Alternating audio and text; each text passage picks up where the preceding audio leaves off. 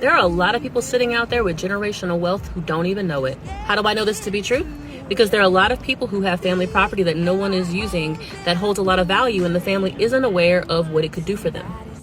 For example, you could actually use the existing equity in the property, even in its current condition, to invest in other things, whether it be real estate, business, stock market, or the education of someone in the family.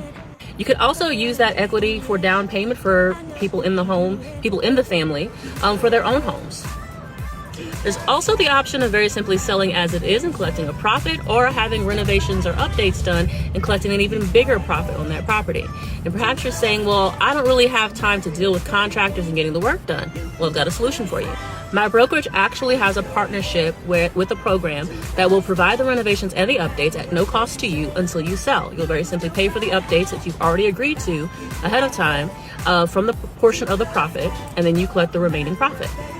So if this sounds interesting to you, be sure to hit me up at the number on the screen. And if you know someone this might benefit, go ahead and share this video with them or pass my number along. Peace.